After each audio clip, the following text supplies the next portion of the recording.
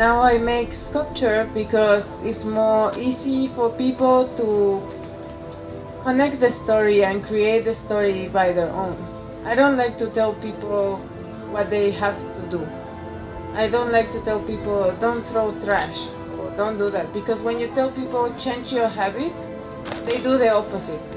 So instead of doing that, I make art so people can feel interest about it, interest about the concept, feel the beauty, feel the environment, and then they will change by themselves.